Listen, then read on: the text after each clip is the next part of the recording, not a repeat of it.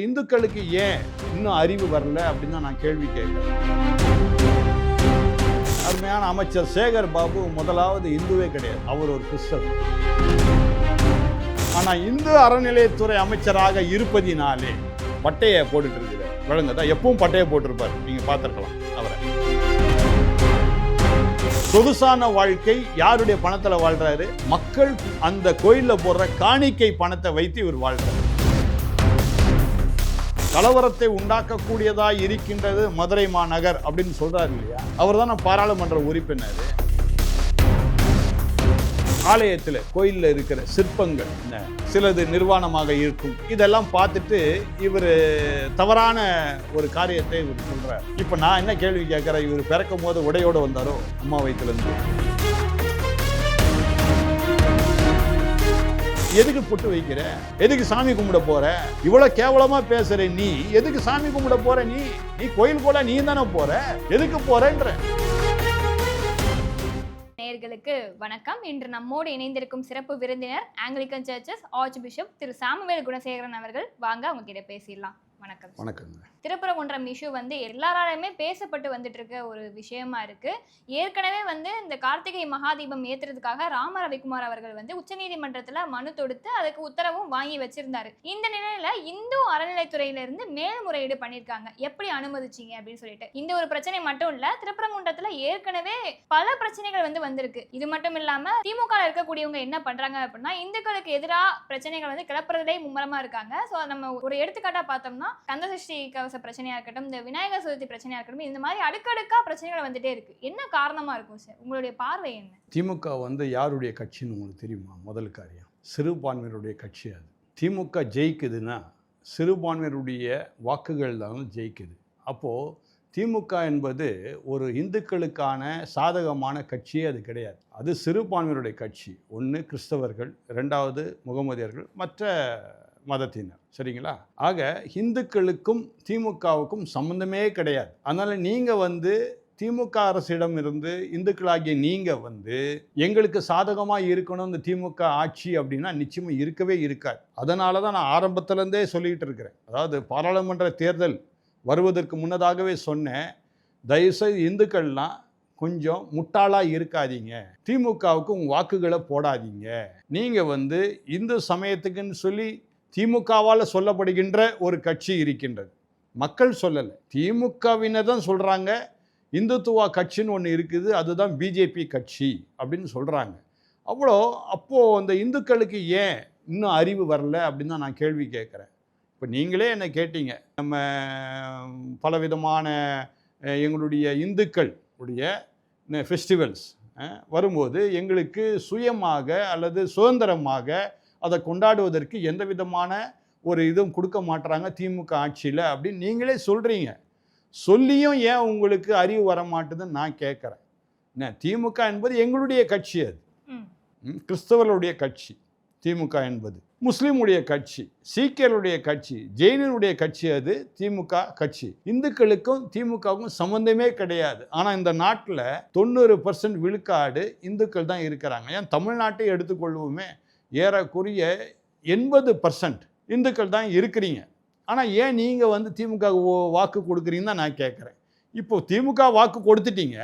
இது எப்படி இருக்குன்னா, வேலியில் போகிற ஓனாவை தூக்கி மடியில் போட்டுக்கிட்டு குத்துது கொடைதுன்னா யார் மேலே தவறு? ஓனா மேலே தவறு இல்லை, எடுத்து போட்டுக்கிட்ட உங்கள் மேலே தான் தவறு. நீங்கள் எடுத்து போட்டுக்கிட்டீங்க, நீங்கள் வாக்கு கொடுத்தீங்க திமுகவுக்கு. அதான் திரும்ப திரும்ப நான் சொல்லிக்கொண்டே இருக்கிறேன். அருமையான அண்ணா திராவிட முன்னேற்ற கழகத்தின் முன்னாள் முதலமைச்சர் காலம் சென்ற ஜெயலலிதா அவர்களும் மதமாற்ற தடை சட்டத்தை கொண்டு வந்தாங்க 2000. அப்போ கூட இப்போ ஏற்பட்ட நிலைகள்லாம் இல்லை. ஆனால் மதசார்பற்ற கட்சின்னு திமுக ஒவ்வொரு வினாடியும் சொல்லிட்டு இருக்குதே தவிர, அவர்களுக்கு மதத்தை சார்ந்து தான் அவர்கள் கட்சி நடத்துகின்றார்கள். இதில் எந்த விதமான சந்தேகமே கிடையாது. சொல்லப்போனால் அருமையான துணை முதலமைச்சர் அவரே மேடைகள் எத்தனை தடவை சொல்லியிருக்கிறார், நான் கிறிஸ்தவன்னு. அதில் நீங்கள் புரிந்து கொள்ள வேண்டியது தானே. அவங்க இந்துக்களுக்கு எதிரானவர்கள், அவர்களுக்கு உங்களுக்கு சாதகமாக வரும்னு நினச்சா எப்படி வரும்? இப்போது திருப்பரங்குன்றம் கோயிலுக்கு நீங்கள் போயிருக்கிறீங்களா? சார் நான் மதுரை. நீங்கள் போங்க, நம்பூர் ஆகிட்டீங்க. நானும் திருப்பரங்குன்றத்துக்கு பல முறை அந்த பக்கமும் போவேன், மேலேயும் போவேன், போய் பார்த்துட்டு வருவேன். அந்த அருமையான கோயில். ஆக ஒரு அருமையான கோயில் அது. அடுத்தது பிஜேபி ஆட்சியாளர்களாய் இப்போ என்ன சொல்லியிருக்கிறாங்கன்னா, அயோத்திக்கு அடுத்தது தென்னிந்தியாவில் திருப்பரங்குன்றம் கோயிலை தான் அயோத்தி கோயில் போல கொண்டு வருவோம்னு சொல்லி ஏற்கனவே சொல்லிட்டாங்க. இதெல்லாம் இந்த திமுக அரசாங்கத்துக்கு பொறுக்கலை, விளங்குதா?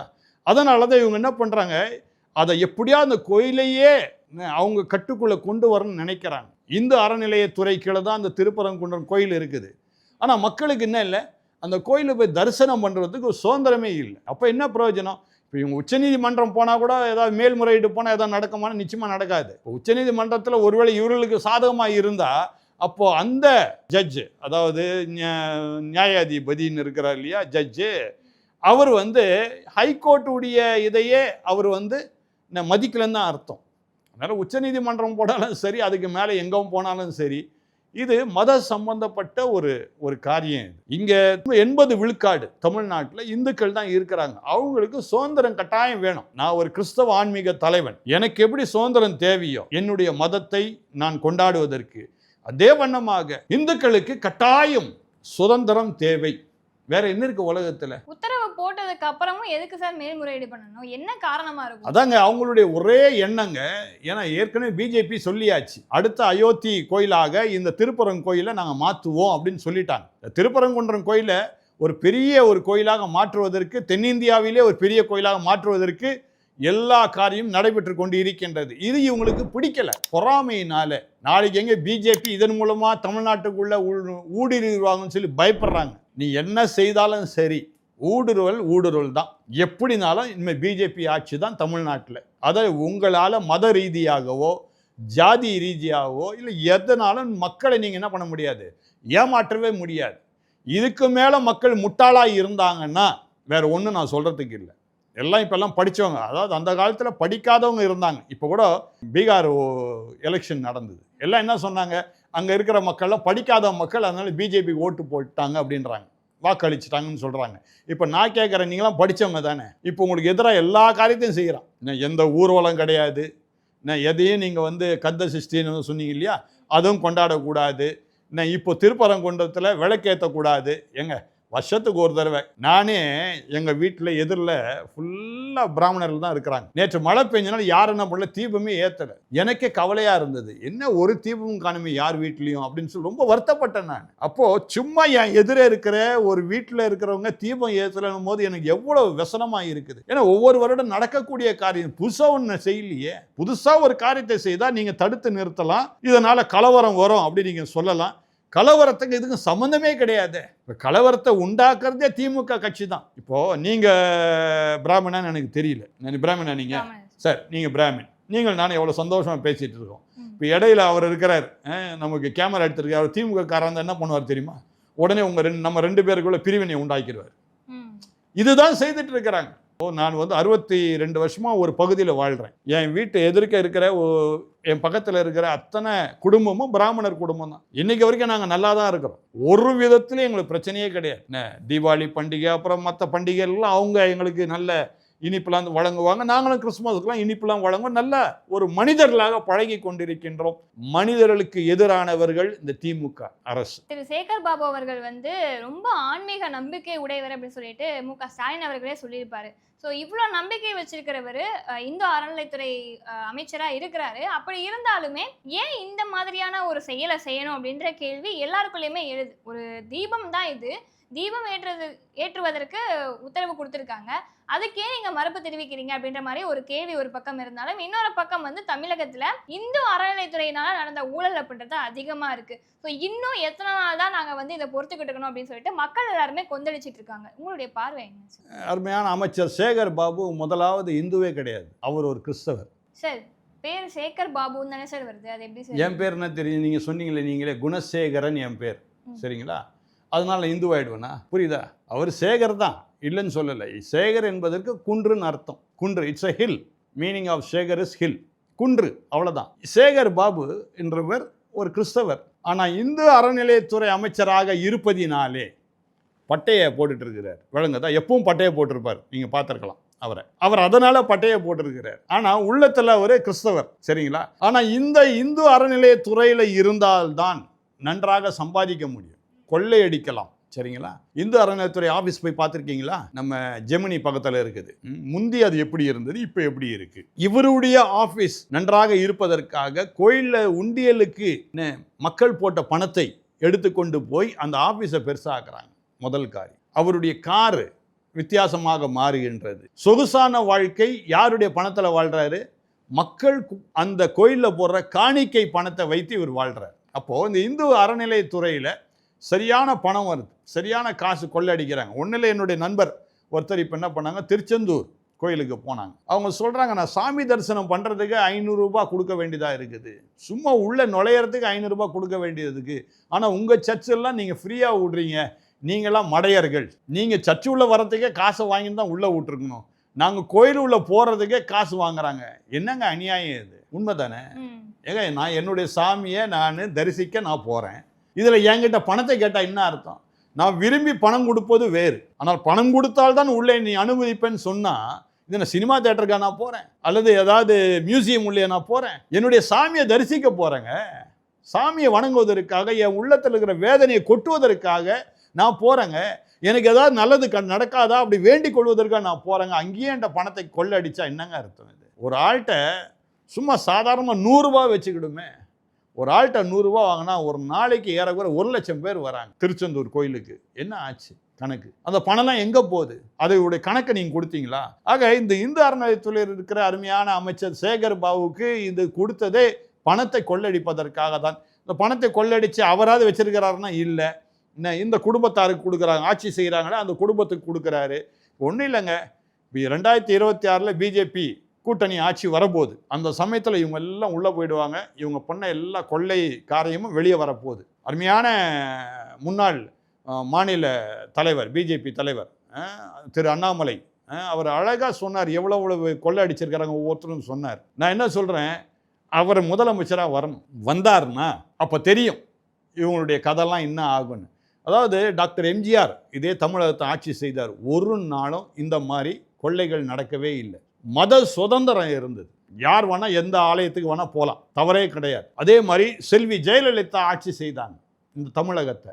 ஒரு நாளும் எந்த இடத்துலையும் இந்த மத பிரச்சனை வரவே இல்லை. அங்கங்கே சின்ன சின்ன இது வந்திருக்கலாம், இப்படி பூதகரமாக வெடிக்கக்கூடிய காரியங்கள் இல்லவே இல்லை. என்னைக்கும் ஒரு தீப திருநாள், என்னங்க இது வருஷத்தில் ஒரு நாள் வர்றது, ஒரு தீபத்தை ஏற்றுறதுக்கு கூட அனுமதி இல்லைன்னா அப்போ என்ன ஆட்சி இங்கே நடக்குது? மக்களுக்கு சுதந்திரம் இல்லாத ஆட்சி தான் நடந்து கொண்டு இருக்கின்றது. சார், இந்த திருப்பரங்குன்ற இஷ்யூவை ஒட்டி சு வெங்கடேசன் அவர்கள், மதுரை எம்பி சு வெங்கடேசன் அவர்கள் வந்து ஒரு பதிவை போட்டிருக்காரு. அது என்ன பதிவுனா, இது கார்த்திகை தீபமா இல்லை கலவர தீபமா அப்படின்னு சொல்லி போட்டிருக்காரு. ஸோ இதை பார்த்த உடனேயுமே மக்களுக்கு பல கேள்விகள் வருது. அப்போ இந்துக்கள் அப்படின்னாலே கலவரத்தை உண்டு பண்றவங்க நீங்க மறைமுகமா சொல்ல வரீங்களா அப்படின்னு சொல்லிட்டு கேள்விகள் எழுப்பிட்டு இருக்காங்க. ஸோ இது மட்டும் கிடையாது, திமுக நிர்வாகிகள் ஒருத்தருமே இந்துக்களை பத்தியும் இந்து சமயத்தை பத்தியும் இழிவா பேசுறது நிறைய விஷயங்கள் பார்த்திருப்போம். திருமாவளவன் அவர்களா இருக்கட்டும், ஆராசா அவர்களா இருக்கட்டும், உதயநிதி அவர்களா இருக்கட்டும், எல்லாருமே பேசியிருக்காங்க. இவங்களுடைய நோக்கம் தான் என்ன? சரி, இப்படி பேசி உங்களுக்கு என்ன கிடைக்க போகுது? இப்போ இந்த பாராளுமன்ற உறுப்பினர் அவர் வந்து கம்யூனிஸ்டா? கம்யூனிஸ்ட் எந்த காலத்திலுமே அவங்க சொல்றதெல்லாம் என்ன தெரியுமா சொல்லுவாங்க, எந்த மதமும் எங்களுக்கு வேண்டியதில்லை அப்படின்னு சொல்லக்கூடிய ஒரு நபர் அவர். அப்போ கலவரத்தை உண்டாக்கக்கூடியதா இருக்கின்றது மதுரை மாநகர் அப்படின்னு சொல்றாரு இல்லையா, அவர் தான் பாராளுமன்ற உறுப்பினர். ஏன் மதத்தை வச்சு இவர் கலவரத்தை உண்டாக்குறாங்க, ஏன் இவர் வாயால் அதை சொல்றாரு? அதான் என்னுடைய கேள்வி. உன்னுடைய தொகுதி மக்கள் உன்னை வந்து பாராளுமன்றத்துக்கு தேர்ந்தெடுத்து அனுப்பியிருக்கிறாங்க. அப்போது கார்த்திகை தீபம் ஒன்று வரப்போகுதுன்னு உனக்கு தெரியும் என்ன? அப்போது அங்கே கலவரம் வராதபடிக்கு மக்கள் சுதந்திரமாக இருப்பதற்கு நீ ஏன் எந்த விதமான முன்னெச்சரிக்கையான காரியத்தை செய்யலை? இப்போ என்ன தெரியுமா சொல்லுவாங்க, அதுக்காக தான் தீபத்தை ஏற்ற வேண்டாம்னு நாங்கள் சொன்னோம். அப்போ போன வருஷம் கலவரம் நடந்ததா, அல்ல முந்தின வருஷம் கலவரம் நடந்ததா, இல்லை அதுக்கு முந்தின வருஷம் கலவரம் நடந்தா? எப்படிங்க இந்த வருஷம் தான் கலவரம் நடக்க நீங்கள் சொல்வீங்க? என்னுடைய கேள்வி. சரிங்களா? அதுக்காக தான், தடுப்பதற்காக தான் நாங்கள் வந்து கோர்ட்டில் போய் நாங்கள் ஆர்டர் வாங்கணும் அப்படின்லாம் சொல்லுவாங்க. நான் என்ன கேட்குறேன், இத்தனை வருஷம் கலவரமே நடக்காத இந்த பூமியில் இப்பொழுது கலவரம் நடக்கின்றதுனால் இதுக்கு யார் காரணம்? அந்த பாராளுமன்ற உறுப்பினர் தானே வெங்கடேசன். அவர் பேர் என்ன சொன்னீங்க? வெங்கடேசன் தான் காரணமா அப்படின்னு நான் கேள்வி கேட்குறேன். இப்போ அப்போ வெங்கடேசன் தான் உருவாக்குறார் கலவரத்தையே இல்லையா? கோர்ட்டுக்கு போய் மக்களை தடுத்து நீங்கள் வந்து சாமி கும்பிடக்கூடாது அப்படின்னு சொல்லி, தீபத்தை ஏற்றக்கூடாதுன்னு சொல்லி கலவரத்தை தூண்டி விடுறதே யார் தான்? வெங்கடேசன் தான்.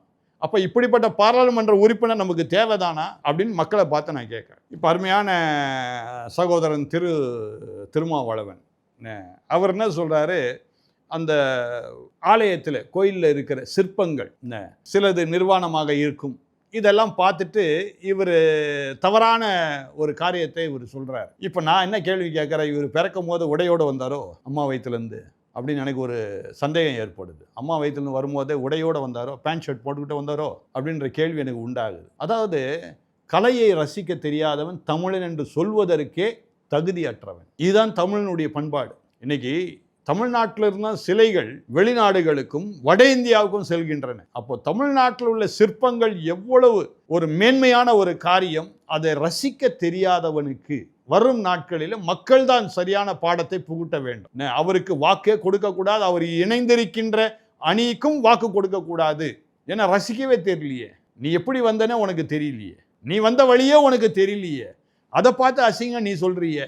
ரசிக்க தெரியாதவன் கையில் கொண்டு போய் நம்முடைய நாட்டை கொடுத்தோம்னா, நம்முடைய மாநிலத்தை கொடுத்தோம்னா கேவலமாக்கிடுவான். அடுத்ததாக அருமையான ஆர் ராசா நீங்கள் சொன்னீங்க. ஆர் ராசாவுக்கு இது கேவலமான தொழில் போல அவர் சொல்கிறார். ஒரு கோயிலுக்குள்ளே போகிறது கேவலமான தொழில், அந்த மதத்தை வணங்குவதே கேவலமான தொழில், ஆகவே இந்து என்று சொல்வதற்கு வெட்கப்படுகின்றேன் என்று சொல்கிறாருன்னா இதிலே நீங்கள் புரிஞ்சுக்கணும், ஒன்று அவர் முஸ்லீமாக இருக்கணும், இல்லை கிறிஸ்தவராக இருக்கணும், அது சீக்கியராக இருக்கணும், அவர் விளங்குதா, அல்லது ஜெயின சமா இருக்கணும். எதை சார்ந்தவர் அவர்? அவரும் பொட்டை வச்சுக்கிறாரு. எதுக்கு பொட்டு வைக்கிற? எதுக்கு சாமி கும்பிட போகிற? இவ்வளோ கேவலமாக பேசுகிற நீ எதுக்கு சாமி கும்பிட போகிற? நீ கோயிலுக்குள்ள நீ தானே போகிற, எதுக்கு போகிறேன்ற தெரியுதுல்ல, அது அசிங்கமான இடம் தெரியுதுல்ல. அப்போ சாக்கடையெல்லாம் கிடப்பீங்களா நீங்களாம்? அப்போ உங்கள் வாழ்க்கையே சாக்கடையா? நான் கேட்குறேன் கேள்வி. என்னங்க இதெல்லாம்? இவரெல்லாம் ஒரு பாராளுமன்ற உறுப்பினர், முன்னாள் அமைச்சர், இவரெல்லாம் எப்படி இவரெல்லாம் வச்சுருந்தாங்க? காங்கிரஸ்கார் திமுக காரன் எப்படி வச்சுருக்காங்க ஒன்றுமே புரியலையே. இவர் இவ்வளோ அசிங்கமாக பேசினா பிறகு அவருடைய தனிப்பட்ட வாழ்க்கையை நான் சொல்ல வேண்டியதாக இருக்கும். வழங்குதா? இது மக்களுடைய உரிமை, தனிப்பட்ட உரிமை. கோயிலுள்ள போய் சாமி கும்பிடு தனிப்பட்ட உரிமை. அதை தவறாக மிக கொச்ச தமிழில் இவர் அப்படி அசிங்கமாக சொல்வாரானால் அவருடைய இல்லற வாழ்க்கையை நான் பேச வேண்டியதாக இருக்கும். இது நான் பொதுவாக எல்லா மனிதர்களுக்காக பேசுகிறேன், ஒரு தனிப்பட்ட ஆன்மீகத்துக்காக நான் பேசலை. இதை ஒவ்வொரு மனிதருக்கும் மத சுதந்திரம் இருக்குது. இது சுதந்திர நாடு, அதனால் எல்லாருக்கும் எல்லா விதமான கொள்கையில் வாழ்வதற்கு, மத கொள்கையில் வாழ்வதற்கு சுதந்திரம் இருக்கிறது. இந்த சுதந்திரத்தை இந்த திமுக ஆட்சியாளர் பறிக்கவே கூடாது. விளங்குதா? இப்போ நான் கேட்குறேன், இன்பநிதி நான் எந்த மதத்தை சார்ந்தவர், கிறிஸ்தவரா இல்லை இந்துவா? உதயநிதி இந்து, சரிங்களா? ஏன்னா அவங்க அம்மா ஒவ்வொரு கோயிலுக்காக வழிபாடு போடுறாங்க, அது சேகர் பாபு தான் கூட்டு போறாரு. அப்போ அம்மா வழியில தான் பையனும் வருவான். அப்போ உதயநிதி ஹிந்து, சரியா? இன்பநிதியுடைய அம்மா கிறிஸ்தவங்க. இப்போ இன்பநிதி கிறிஸ்தவன் சொல்லுவானா இந்துன்னு சொல்லுவானா? இப்போ அப்பா வழியில சொல்லுவானா அம்மா வழியில சொல்லுவானா? மக்களே நீங்களே இதுக்கு தீர்ப்பு கொடுங்க, அவ்வளோதான் நான் சொல்ல முடியும். இவ்வளவு நேரம் இணைந்து எங்களுடைய கேள்விகளுக்கு தெளிவான விளக்கம் கொடுத்ததுக்கு ரொம்ப நன்றி. ரொம்ப நன்றி.